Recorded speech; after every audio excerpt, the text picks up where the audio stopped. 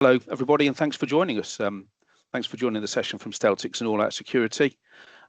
Steph, I don't know if you could just move on to the next slide for us. And we've got the lovely pictures of your presenters today. So my name's Stuart Johnson. I'm Solution Director at Steltix UK, and I'm joined today by Steph Stiliano from AllOut Security, where he's the Solutions Director, and also Jeroen Janssen from Steltix, who has experience of delivering the JD Edwards security engagements for our customers. So the plan is for myself and Steph to present this afternoon, and then all three of us will be available on the questions and answer session at the end of the session. So what I wanted to do first was just share a very brief overview of Steltix for those who may not be aware of who we are. So we're a JD Edwards practice that has a core focus on delivering products and services for JD Edwards with worldwide operations. So we've got a global team of over 230 consultants, and we support delivery in over 85 countries worldwide. We do have local offices and specialists based in 11 countries across the world and support 800 customers there. And as you can see, we do work with a range of JD Edwards partners, and that's typically where we find areas that we can sort of enhance the offerings that maybe don't exist within JD Edwards. So obviously working with AllOut Security on security in JD Edwards is one of those key areas. So, hence today's session, where we'll be talking about how we can perhaps enhance what's available within standard JD Edwards with some of the AllOut functionality. As well as obviously the security piece that we're talking about today, we do offer wider advisory services, project delivery and managed services. And there's a number of value add products that we've also developed to sort of fill gaps within the JD Edwards product set as well. So mobile applications, e-invoicing, those types of things, and Oracle guided learning for JDE. So there's more information about those products on our website if people are interested. But really, it's a big thank you today to Steph and our long-standing partnership with AllOut for helping us on this webinar today and being a co-presenter. So thanks, Steph, over to you. Thanks, Stuart. Thank you, Steltix, for having us join today's session. So we hope we've got some great content prepared for everyone today. Just a quick 2 seconds on AllOut. For those of you that haven't heard of us before, we've been around for about 22 years, focused solely on the JD Edwards space. We've got around 500 customers now as well around the world. The main kind of objective of the software is to really help you with managing your JD Edwards security, any access reporting you might have, and then beyond that, segregation of duties is a big element within the product as well. And auditing and compliance, again, is a big part of the product. The software itself is really geared to help you simplify and enhance your JD Edwards access management. We are an Oracle validated solution as well, installed directly inside JD Edwards. So we're built into JDE. You don't have any sort of external applications or APIs or anything like that. And yeah, we've been a Steltix partner for a very long time, and we're very pleased to be here today. So thanks for the introduction, Stuart. No problem. Thank you. So together with Steltix, we've been working on a number of security initiatives recently, and a lot of these are, as you would imagine now, for 2027. It's crazy that it is, in fact, the end of July of 2026, and now is a great time to start considering your options for the following year. So a few of the key topics that have come up recently in conversations with clients have helped us actually shape today's agenda for you. So just to run through the 4 key pillars that you've got here. So obviously preparing your JD Edwards security for 2027. What do we mean by that? We will start by understanding the importance of a security health check, followed by looking at some key compliance trends, specifically around SOX for our US folks today, and ISO regulations for all those in Europe and beyond. And we'll be focusing a lot around those compliance trends, trying to understand really how they impact access management in JD Edwards. Moving on from that, we'll be talking about the implications of connecting JDE to AI and beyond. And finally, we'll cover a few recent changes we've been seeing in the JD Edwards ecosystem that could impact your projects or your plans for the following year. With that, I'll hand over to Stuart to take us through the first section on your security health check.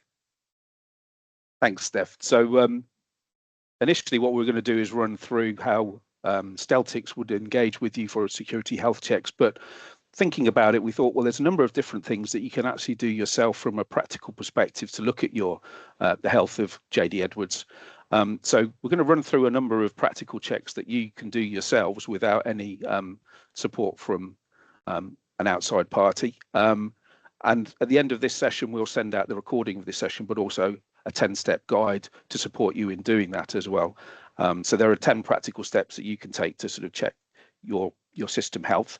But also we'll look at a typical health check engagement. And as Steph said, we've been engaged in a number of projects recently where we've been delivering these types of checks. This could be enabling actually the users within a particular customer through to actually performing the check and running the whole project ourselves. So, you know, it isn't one size fits all. We can really scale to really what the customer actually needs, and that's, you know, down to, it could be enabling that internal person to better use AllOut Security and support setting up segregation of duty, through to sort of running that as almost a managed service that we supply for the customer as well, and also introduce the concept of producing the security roadmap. So whether you've done a practical health check or engaged with us on a security health check, you can start to define what does that roadmap look for the next 6 to 12 to 18 months in terms of what do I do and where do I go with my security health check. So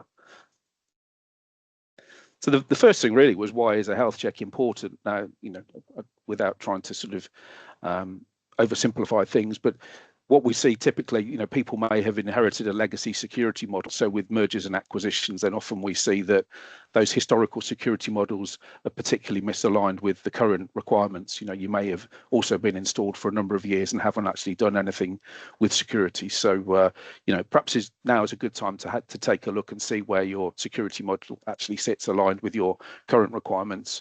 So regular review of that prevents access control failures. So whilst we talk about a security health check, maybe that's worth something that you schedule in every 3 to 6 to 9 months to regularly be looking at these things, because obviously we all know that these JD Edwards environments move and change over time. So whilst you're compliant and everything's good today, there's nothing to say that in 3 months' time things won't have shifted. So you know, having a regular checkpoint to sort of have that look and check may sort of reduce for the next point, reduce that operational risk. So you know, by regularly checking and, you know, taking those required actions, then you can make sure that you've reduced that everyday operational risk as well.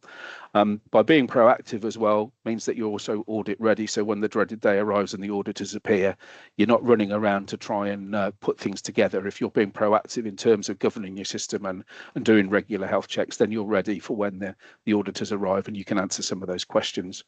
And the last bit is just that proactive bit of protecting your sensitive data. So things like payroll, bank details, employee information, you know, again, it's probably worth checking just on a regular basis that those types of things aren't, you know, leaving you open to issues with compliance and operational risk there. So what we then thought is that we can sort of look at 10 sort of practical areas. Now, these may be things that you can build yourself. You can maybe pick 5 of those, maybe pick 10, or even add in other areas yourself. So the concept is really, you know, build those practical steps yourself. And then you can sort of, within each of these different areas, you can look at various things. So one area is inventory of your existing users. So have you had users that have been added or taken away recently? Can they perform actions that are required for their job? Those types of things. So, you know, fairly simple check, and you can give yourself a score then to measure then the overall health of your security system. Maybe have a review of the powerful users within your system. We've all got super users, SMEs that have elevated access. Is it worth checking those on a regular basis to see if they can still do what you want them to do, or have you left yourself open by leaving some of those power users with more access than they need? Take a look at the segregation of duties. You know, again, it's not a full-blown check at this stage, but you can have a look at the segregation of duties, and can people perform things that they shouldn't be able to do? You know, can they raise purchase orders as well as approve purchase orders? Can they raise purchase orders? Can they make payments? Those types of things. So a sanity check of, you know, users' roles and responsibilities and what they can do would really help in terms of sort of measuring your health check here. Take a look at the role design. How long is it since you've done a role design? Is it still fit for purpose in terms of the roles and responsibilities that people can access? Take a look at object security. So look in the JD Edwards tables and see, have people still got access to things that they should or shouldn't have? One of the areas that's often ignored is action code security. So again, have people got access to update objects that they should have access to, or have they got those correct access as well? Do they have access to sensitive data? So pick some sensitive data, spot check who can have access to what. Maybe take a look at some of those security exceptions as well. Have people got user-specific overrides that might be in place? Have they got local admin accounts? Those types of things that have been set up in the past for projects. Are they still a hangover that are there and existing around on your system? It's also worth looking at your security governance. Do you have a security review in place? So it's something like a health check like this. Is it happening on a regular basis?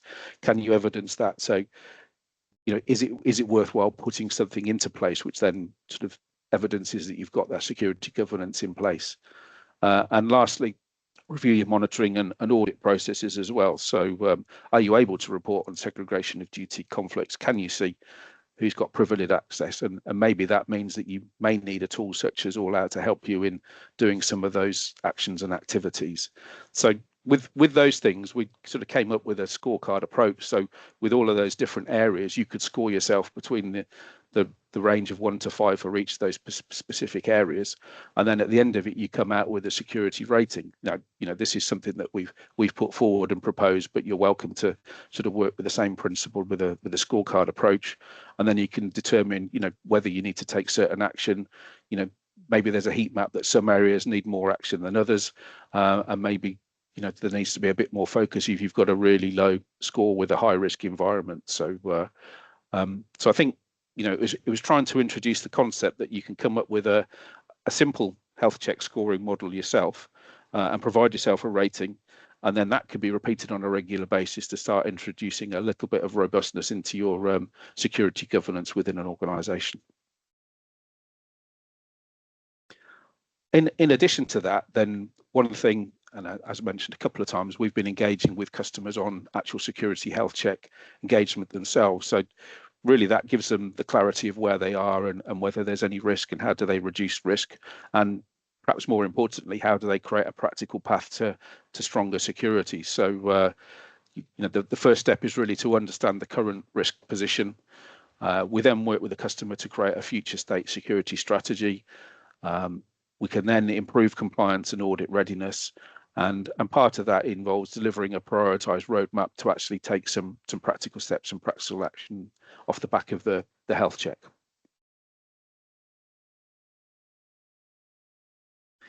So typically within a health check, then again, as mentioned, this can be sized to the particular organization. So in the initial phase, we'd confirm what the scope of work actually is, what is it we're looking at, and how we would work together on that. We'd then the discovery and analyze of your existing environment. We'd look at existing documentation. We'd probably take you through engagement workshops, look at the technical architecture as well as what already exists under segregation of duty, and look at any existing pain points. And then off the back of that, we present a report as to the next steps and potentially then the roadmap of what we need to do next. And then we can give you an estimation and a resource profile where applicable to do that, or actually work with you in terms of taking some of those remedial actions. So in terms of then those roadmap themes, there's really the 4 key areas. So there's those critical risks that we may identify sort of on day one. So the important thing there to do is stabilize the environment and make those immediate changes. The second thing is perhaps optimize your use of security. So that might involve a redesign of roles, or might mean some automation of workflow, those types of things. So you can use some of the AllOut tools to actually optimize the way that you work on security moving forward.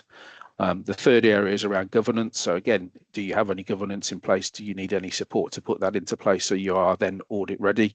And the fourth step is just around transformation. So maybe there's some additional things that we can add in there. So some of the automations, some of the controls monitoring. I know we've got customers now using the automated approvals within AllOut to approve segregation of duty changes, those types of things. So once you've sort of stabilized and optimized, then you can start to look at automating and transforming the way that you manage your security. And this just lists some of those deliverables that come out of the roadmap, depending on the type of engagement. So it could be, a role redesign blueprint. It could be a cleanup plan.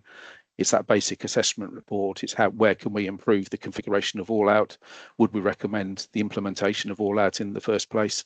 And what the scope of that work would do if you're not already using AllOut. So, there's a number of different things and a number of different outputs we can deliver from an engagement and then put on the roadmap for you to undertake over the next coming weeks, months, and years potentially. So, we came up with just a sample of how a roadmap could look. So the roadmap health check itself happens at the start. So typically by the time we've sort of engaged and completed a roadmap engagement, there's a couple of months elapsed to execute that health check and report back to you.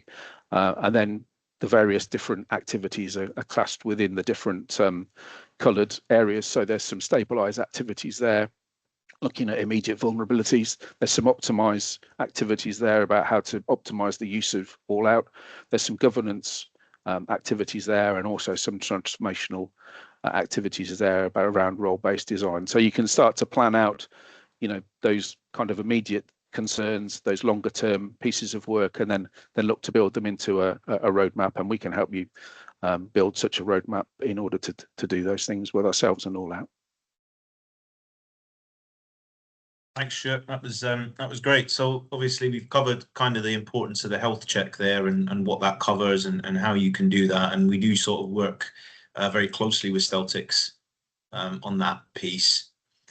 So talking about some of the sort of things that you may also be thinking about aside from the health check, which is an important starting point, compliance trends. So let's move on to this area now. Compliance trends tend to drive the need for regular security assessments for a lot of industries and a lot of companies, depending on, what industry you're in, whether your organization is regulated or not. So throughout this next section, we'll be reviewing some key figures from KPMG's 2025 SOX study and a recent ISO regulation study as well.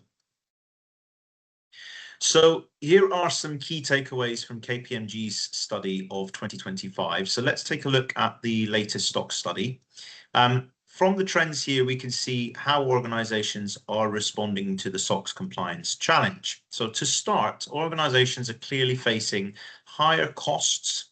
So 44% reported an increase in SOX program costs and budget compared with the prior year, driven largely by expanding control scope and continued inflationary pressure on resources. At the same time, the effort required to meet compliance demands is also rising. So the average time spent on a compliance increased by 32%, and testing hours per control also went up. On top of that, 63% of organizations now perform tests of effectiveness work in 2 phases each year, which shows just how much more intensive the compliance process has become. Another important trend is the gap between management scope and the external auditor's scope. So 56% of organizations said that their external auditors had fewer in-scope controls than management. And while many teams have adjusted their testing to better align with auditor templates, 90% unfortunately still say they cannot qualify any fee savings from that reliance. So finally, mandated controls are increasing, but automation is not keeping pace. So SOX key controls increased by 18% from FY22 to 24, and only 17% of those controls were automated, whilst 45% remain manual. Also, IT manual dependent controls increased by 10%. Now, that's obviously quite a lot of facts and figures to take in here. You could take a screenshot of this if you want to take it away to your management meetings and have discussions. But the main kind of themes here are the cost and budget of controls is increasing. There is a lot more time and effort needing to be put into keeping compliance controls, sort of maintained and relevant. Our external auditors that we all love and work with have sort of narrowed their focus a little bit more, and the control scope is growing. However, despite AI coming into the picture, automation hasn't really taken off too much in this area. So just a few key trends there that we thought might be interesting to kick off this section of today's session. Now, if we look at ISO regulations, so ISO 27001 adoption is accelerating significantly, with certifications more than doubling from 47,000 in 23 to 96,000 in 2024. And the number of sites has also increased. So this tells us effectively that organizations are placing greater emphasis on having formal security governance and more mature compliance strategies. Second, the Annex A framework has evolved a little bit. So the current version includes 93 controls across organizational, people, physical, and technological domains, making risk align more with how real organizations operate in practice today. Third, the 2022 update puts a lot more focus on newer control areas, which may be of interest to a lot of the people on the call today, such as cloud services, threat intelligence, configuration management, monitoring, and data protection, alongside core controls such as access, identity management, logging, and of course, segregation of duties. So what's the result of all of this? Organizations are responding by running gap assessments, updating documentation, rethinking risk strategies, strengthening evidence, and trying to assign clear ownership to access. So the key takeaway is very similar to the SOX study that we just saw, that compliance requires that continuous visibility, continuous control, and the ability to demonstrate that your controls are working in practice. So really, thanks to Short for the kickoff to today's session, we are really talking about why you should be thinking about a health assessment at this stage, because all of these regulations are evolving. No matter whether you're based in the US or in the UK or in the European Union or even in Australia, regulations are growing around multiple industries, and now is the time to sort of take action. So just as a quick recap on the two kind of main areas that we just looked at there. So obviously SOX and ISO both sort of come together a little bit. Now, SOX focuses on financial integrity, while ISO focuses on managing information security risk. But in practice, they both rely on segregation of duties, change control, monitoring in JD Edwards, transactional monitoring, and audit-ready evidence. The challenge is not just defining these controls, same core control access. The challenge is making sure they work effectively and efficiently in JDE. Now, this does create a gap between defined controls and how we operate daily. And that's where the compliance burden shows up in JD Edwards and in the controlled environment for relevant stakeholders. So you can see just at the bottom of this slide here, we've added in some common control requirements that you should be thinking of. And what organizations need is the ability to enforce controls inside the system with full visibility and reliable evidence for all your stakeholders. That is exactly where AllOut comes into play. So we give you control directly in JD Edwards, ensuring access is appropriate, duties are enforced, changes are controlled, and activity is continuously monitored. So controls are not just defined, they are enforced, visible, and provable at any point in time, interweaving process automation and streamlined workflows.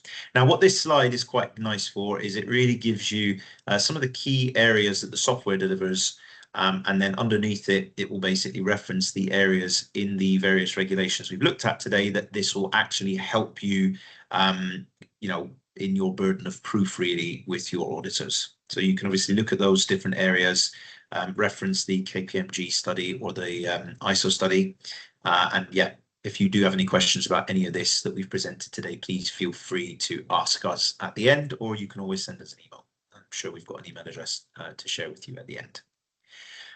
Just a quick demo of what it looks like for basically carrying out an SOD audit using AllOut Security and JD Edwards. Now, it's very useful for managers or compliance owners to keep track of what is changing with relation to segregation of duties.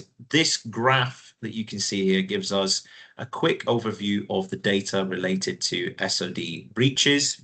On the left side, we've got this watch list that allows you to drill down and review those SOD breaches. They are organized by the rule type and rule level, with 1 being the most critical. So you can see there's level 1, level 2, level 3, right at the bottom there. And we've also got this sort of overview chart that we can see. So let's take a closer look at SOD breaches by user or role here. So here we see the number of SOD breaches by user, and for those breaches, it shows what type of SOD rule the breach is related to. So for example, in this case, we've categorized it by financial and commonly used. So just by looking at this, you can straight away see, for example, that there are 3 users that have a lot of segregation of duties breaches that we ought to review there. The other thing you can do is use the watch list to do a drill down. So with that, you get some detail of the SOD breaches by user or role. It also includes a review status. So you can actually add comments, for example, reviewed and accepted would be a common one that's used there. And for the one that's pending review just at the top here, the user demo James, hopefully you can see that. We can also drill down further to see what access is actually causing that SOD breach. And here we can see the details on the user's access, such as the roles. As you can see over here, we can see all the roles that they have. And of course, if I zoom in there a little bit, we can also see the application and action code security that is within that role that is creating that segregation of duties issue. So really, it's all about visibility in this case that can help you with the sort of understanding for auditors. And that's really what AllOut delivers inside JD Edwards. And just a little chance for a quick demo there I thought was worthwhile. Okay, moving on to the next section of our 2027 roadmap. We are going to look at connectivity to JDE, including the impact of AI on your security and governance model. So what does that look like in JD Edwards today? Now, on this slide, we've listed 3 kinds of AI adoption. You've got transactional, generative, and predictive. These are not future states. They are all levels you may already be operating in within some combination as well. So before we go any further, this is a chance for you to locate yourselves on the AI curve and see what really resonates and what this could mean for governance. So take a few seconds there to just find your way through this slide and really think about where your organization is today. And do feel free to put that in the question box for discussion later. Now, as you're thinking about that, I'll just talk you through a few bits of this slide. So level 1, this is really the entry point and where many organizations still are today. It starts with the automation you already run. So for example, Orchestrator may be handling AP postings for you, master data updates, or even role assignments. We've got a few customers that use Orchestrator for role assignments. It becomes level 1 AI at the moment. AI starts driving the automation. For example, OCI document understanding, extracting invoice data and posting it via Orchestrator with the AI making the call. Either way, you are creating records in JDE, changed or deleted with no human in the loop. And the decision that used to live in a rule someone owned now sits with the AI. So there isn't a human there. There is, effectively AI. That is where you could still get SOD conflicts, and they will be unauthorized, and they will be making changes at speed with no clear accountability. So there is a risk there with transactional AI. Level 2 is largely generative. So a smaller but growing number of customers are experimenting here with AI assistants, drafting content, summaries, and even responses inside JDE workflows. The risk again here is the same as previously. It is accountability. If AI is producing an output that influences a decision, who signed it off? That will be the question the auditor will be asking you. And level 3, which is the one that we see sort of far and fewer between at the moment, is predictive. Now, AI suggesting forecasts and recommending actions. There are a lot fewer JDE sites here today, but it is building a lot of momentum on Oracle's current and future roadmap. The governance challenge is the same again. No decisions are being taken on system-driven output, and you need an audit trail of the decision itself, not just the transaction. So keep your own answer in mind that you thought of earlier, and let's think about which of these you are running today. And the point is, governance isn't a level 3 problem you can put off until predictive AI is up and running. It's a level 1 problem because that's where you probably are today. And level 1 is already changing your data. So that's why a conversation like this one that we're having today actually matters now and in 2027, even more so. So we've placed ourselves on our AI curve, and for most of you, that's level 1. So let's get specific with the actual integrations already running in your system and the governance exposure each one carries if nothing controls it. So let's look at role 1. So role 1, the first one we keep coming back to is orchestrator. So orchestrations are executing workflows that create, update, or delete JDE records, often touching finance, access, and approvals. Now, you are very likely already running these. The exposure is simple. Any orchestration that touches financial data or security is a governance risk the moment it runs unchecked and unaudited. So you have to make sure you are reporting on who has access to these orchestrations. The second is the clearest case of AI actually in the loop, which is OCI document understanding, which extracts invoice data. An orchestrator validates it and posts it straight to AP. The exposure here is an accountability gap. AI extracted data being posted with no human sign-off is quite scary. If a posting is wrong or fraudulent, who caught it? Well, I can tell you now, no one, because no one was asked to. So have you thought about that before you've done it?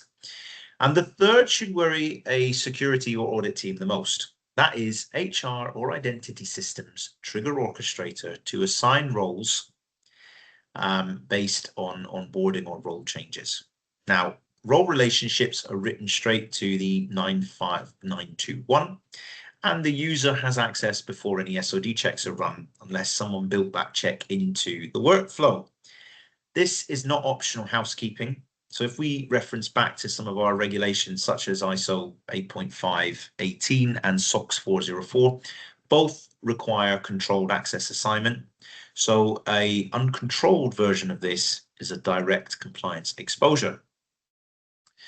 And finally, if we step back there, the question was never whether AI and automation are inside JD Edwards. They already are.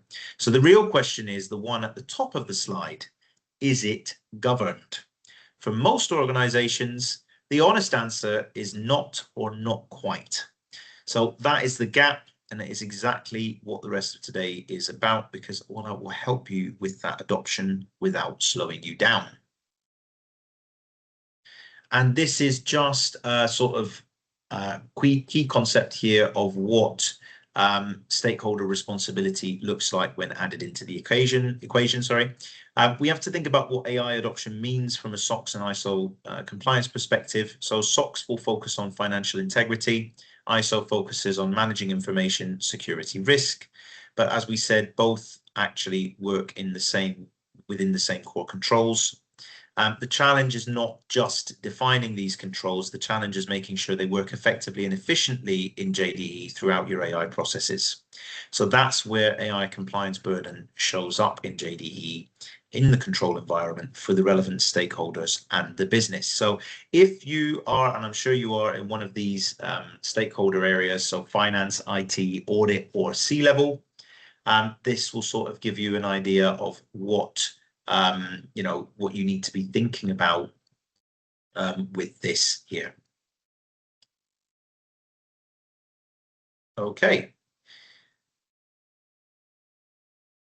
So in terms of AllOut, how do we help you with your AI governance? So the idea is to structure your best practice security data, surface risks such as SOD conflicts directly inside JD Edwards, monitor risk so that the right people can see them and respond to them quickly, and if needed, add a change control layer to one of your AI agents.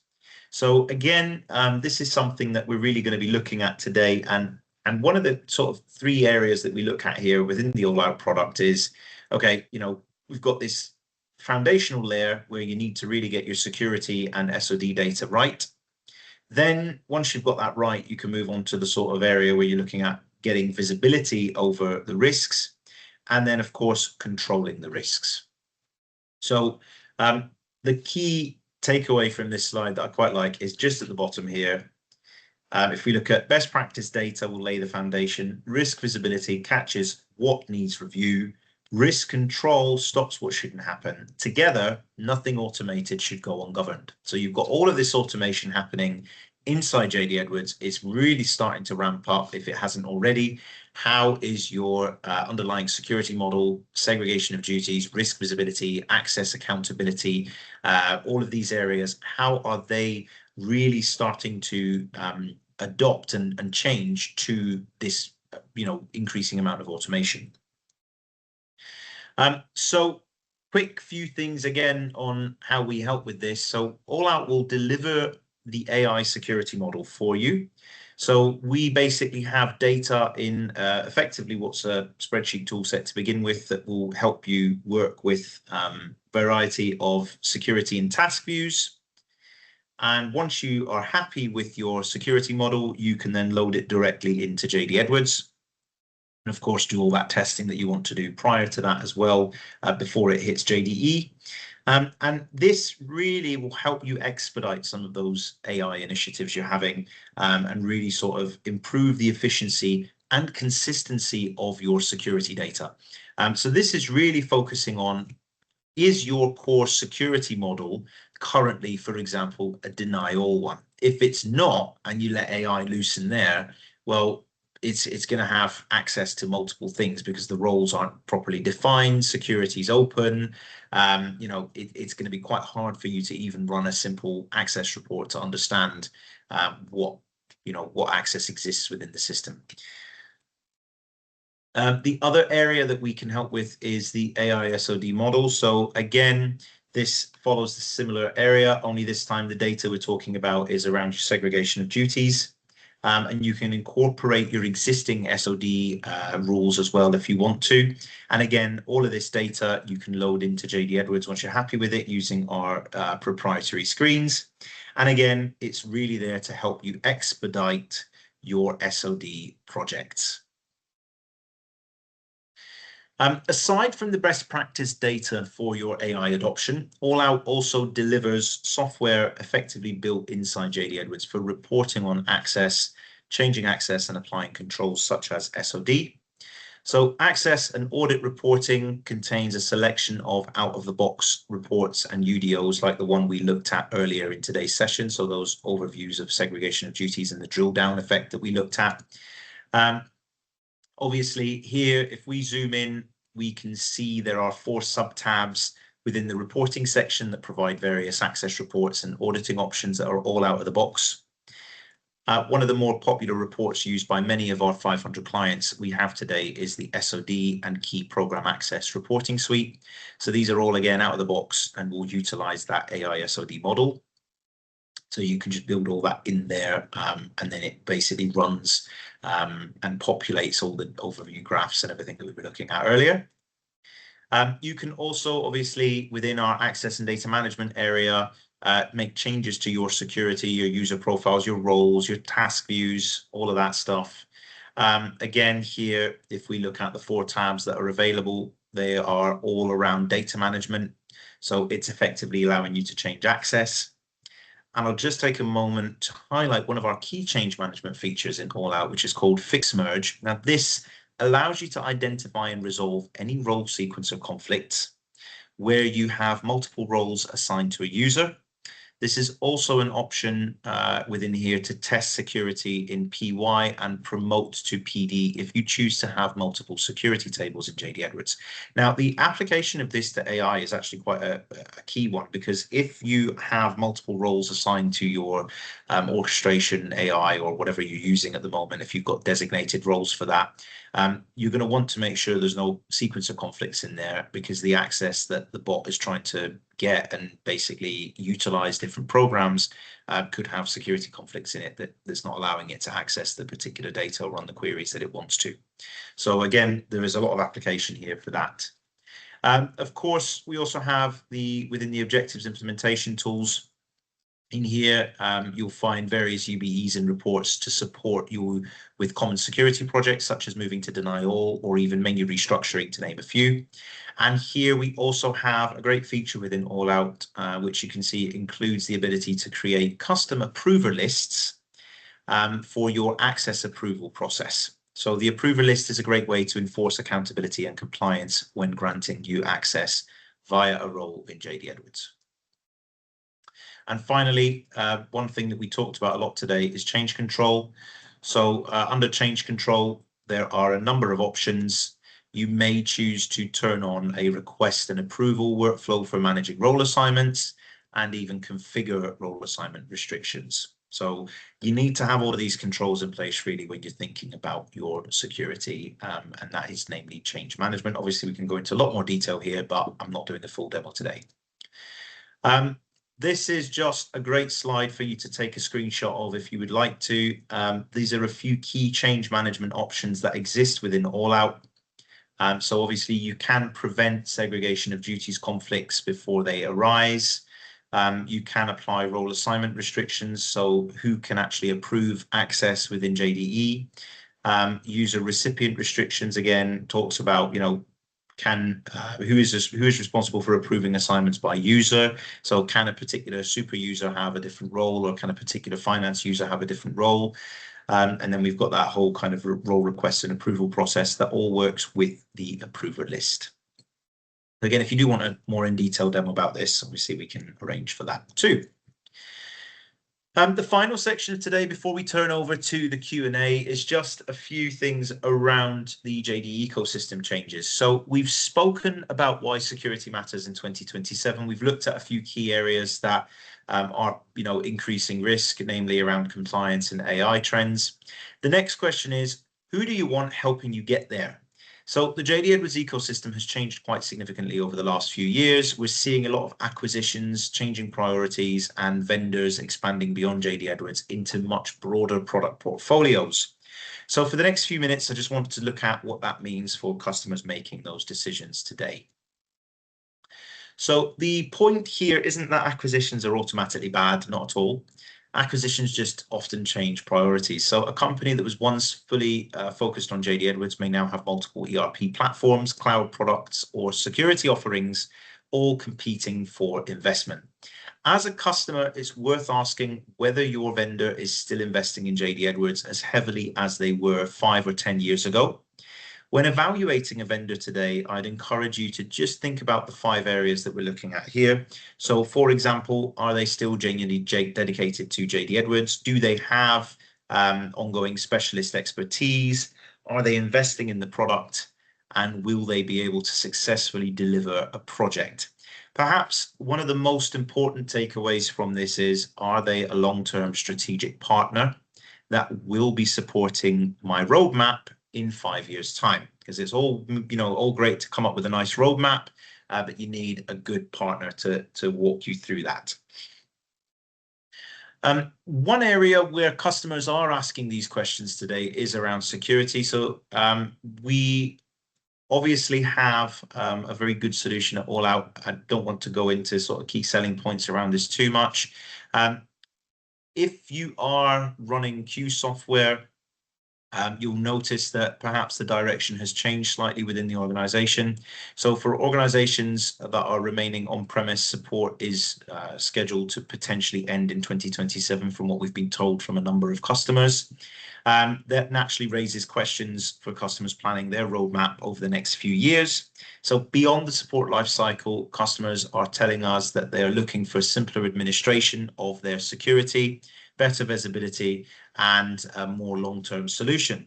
So with Q software, you will likely know that there are concepts within there, such as components and functions and multiple custom tables and complexity when trying to work with that security. And obviously, if you are trying to keep code current with the latest version of JD Edwards releases, it is not as simple for your upgrades to take place. With AllOut, it is a very different approach. So we've spent more than 20 years focusing exclusively on JD Edwards security.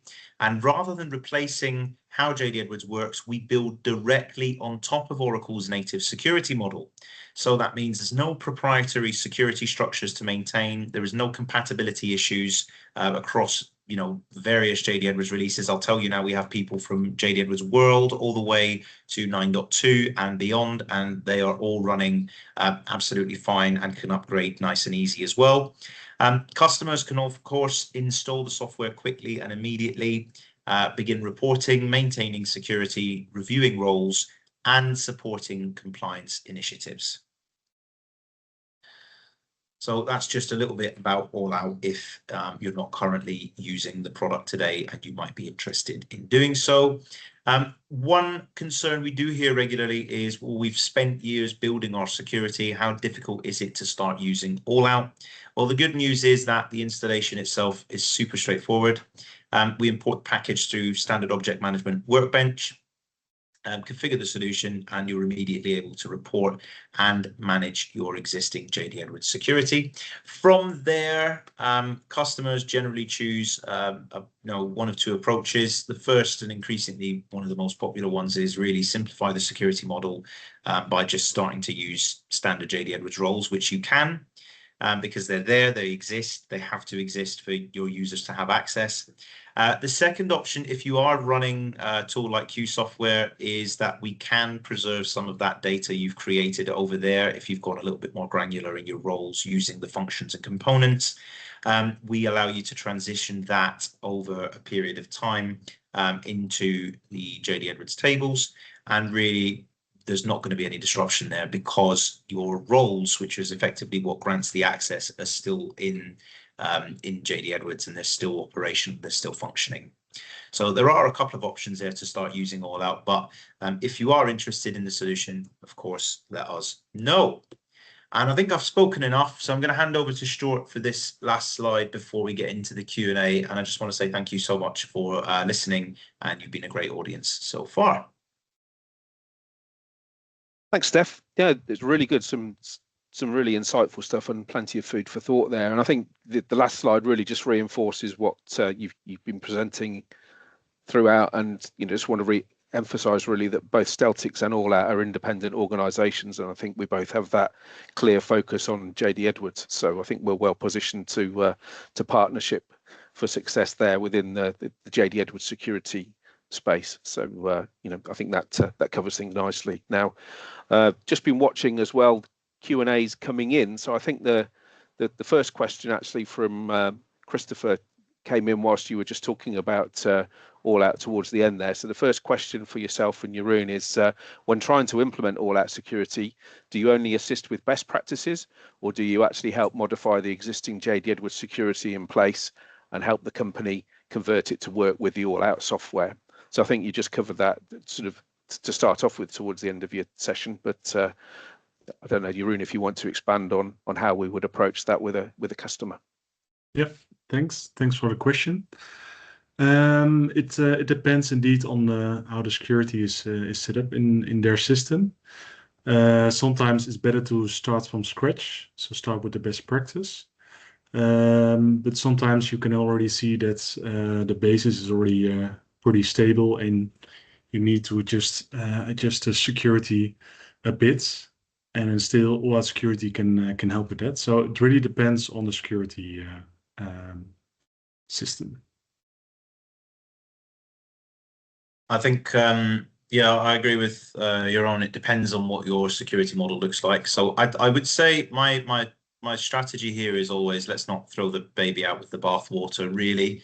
You know, it doesn't mean to say that you have to start from scratch by all means. We often see much more success in clients that take a phased approach to this. So if you're going to implement AllOut, you would start with your existing security model as is. And then if you would like to implement best practice on particular roles or particular security or task views or whatnot, then we can assist with that, again, with the help of Steltix if you're looking for resources for that. But generally speaking, there are no sort of barriers to entry to the product. If you're thinking, oh, if I turn on AllOut, you know, implement it in JDE, is it going to mess up what my existing model is? Not at all. You'll be able to start using the product very quickly. And then beyond that, you know, if you start to go section by section through roles and say, okay, we want to restructure this role, we then want to restructure this role, you can do that. And there's testing processes within the product that will help you do that without impacting your production users. So our goal is really to help you modify your security and report on it without any impact on production. Hopefully that answers the question. Christopher, I think, yeah. Yeah, thank you. The next question in is more of a technical one. So in AllOut Security, how would you define a process role, a functional role, and a combi role? Yeah, so within AllOut, there are multiple screens to do all of that. So a process role and a functional role, they're all roles at the end of the day. A combi role, what we say a combi role in AllOut is effectively where you can create a super role and you can have a child role attached to that super role. It's effectively a child-parent role relationship. That actually allows you to do some of the testing that we talked about just now. So if you are building out new roles, you can build them as child roles and then you can apply them to a super role. But the security and the access will not actually be live until you have run our process to fix merge security from these smaller roles to the larger super role.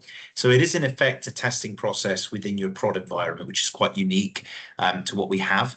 Obviously, then, if you want to categorize your roles by functional or process, etc., you can do that within the software as well. And we do deliver best practice role set. So we have all of those sort of roles that will form what we would see as a best practice security environment for JD Edwards in today's day and age. So if you are looking for more technical information on that, we do have a great selection of academy classes available on our customer portal. So if you are an existing AllOut customer, you can always log in and have a look at some of the training classes that are available there. Great stuff, thank you. A couple of questions coming up from Daniel. Can you tell me where we can request more information about the template you have for creating custom rules in JD Edwards? Absolutely. So the template is called SOD Master. You can use that to create any rules that you want. It comes with a subset of rules already to go. You can customize that. So yeah, it's the SOD Master template. I don't know, Jeroen, if you've used that much in the past, if you've got anything to add to that, but I think it's a really simple way to customize rules. I'm sure a lot of customers do that. Yeah. Yeah, most of my AllOut projects, what I did, we're also using that master templates, and yeah, it defines all the rules that are needed, and what is needed to add there is the custom applications what you have in JD Edwards, but often we don't define extra rules because it's very complete. That's good to know. Yeah. I guess you just add in custom versions and custom applications, and Indeed, yeah, you're good to go. Yeah. And what sort of, just out of curiosity for the audience, what sort of effort are we talking here, to kind of do that? Depends on the customer, I guess. In your experience. To finalize the template, you have to identify the custom applications. And then you have to identify if it's really a risky application. But to add those custom applications, it takes you max 1 or 2 hours, I think. Yeah. And then you're fine. So it's not a massive project. No. Daniel, was it Daniel that asked the question? I think you said, sure. Yeah, it's not a massive undertaking, Daniel. I think it's more, strategically knowing what your custom applications and versions are that you want to include in the rule set. And then, yeah, you can customize those rules for your prod environment. Okay. There's a second part to Daniel's question, which I think is kind of a whole new topic in its own right, which is, do we offer training on how to implement AI for JDE? I can share some information, Daniel, about the Steltix approach to AI. I'm sure, Steph, you've got some thoughts on AI, but it's probably a further topic. Implementing AI is a huge area, probably not one to answer a quick question on today. But we can share some information about that. The next question is just about a typical timeline to transition from native JDE to AllOut, and what kind of primary hurdles or friction points do organizations usually face during this rollout. So, Jeroen, I don't know if that's one you want to pick up. Yep. I think, as mentioned in one of the last slides, to install AllOut Security, it's quite straightforward. You have to import those objects and install it, deploy it in every JD Edwards environment, and that's it can take maybe 1 or 2 days. So that's quite easy. There are some extra tables, but it's not. There's no customization there. So to install and to use AllOut Security, it's pretty easy.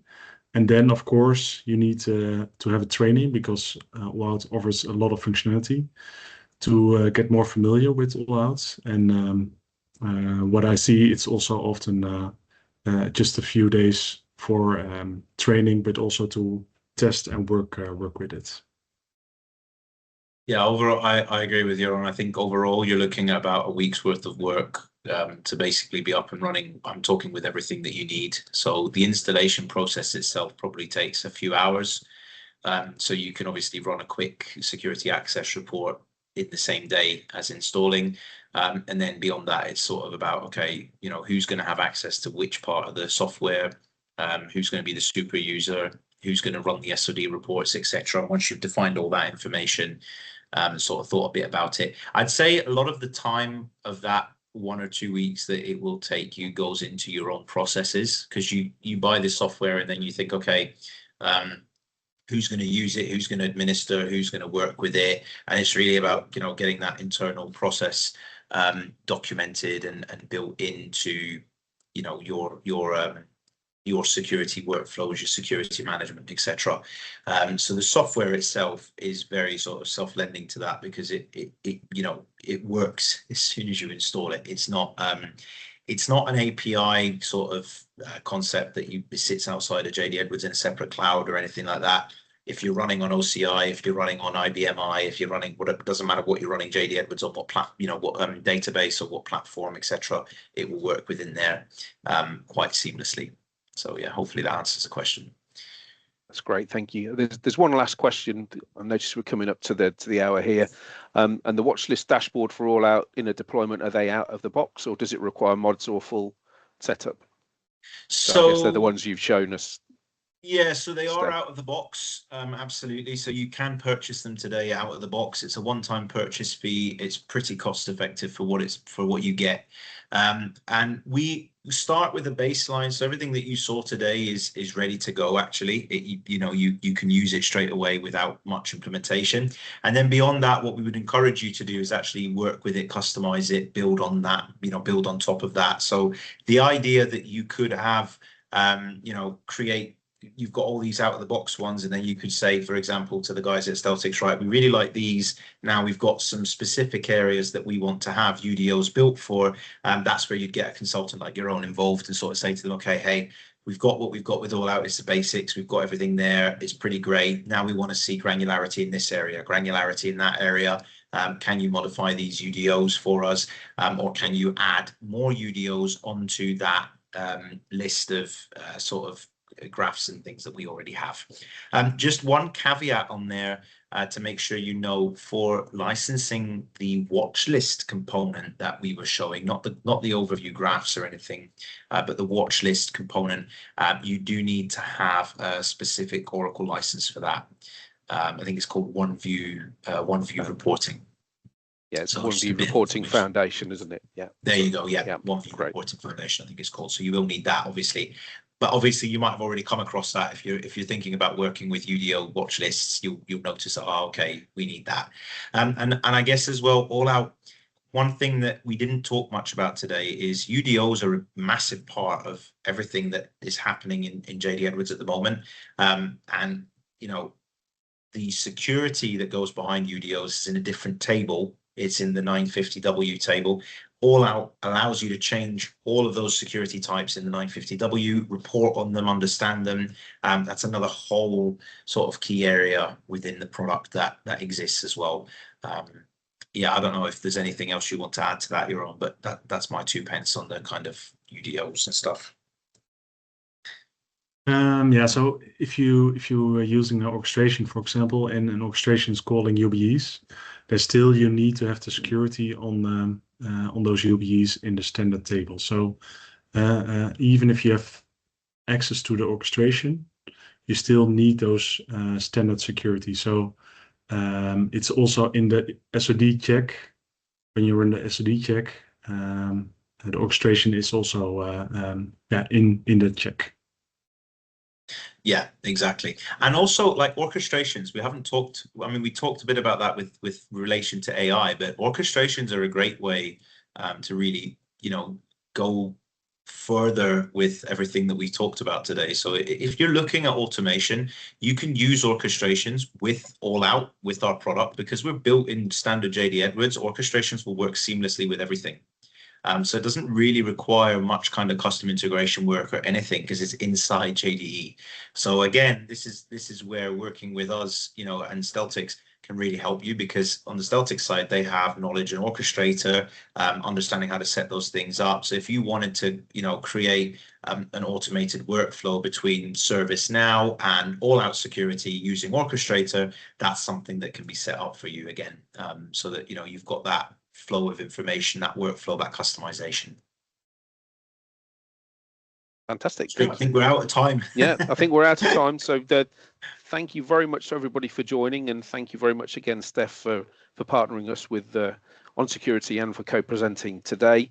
Obviously, as we discussed, you know, if anybody still has further questions, then please do get in touch. Any follow-ups, we will send out the recording and the slides from today, and also the practical health check. And please do get in touch if you want a trial of AllOut, you know, want to talk about switching to AllOut and discussing health checks. So it's been a pleasure to talk to everybody today, and wish you a good rest of your day wherever you might be.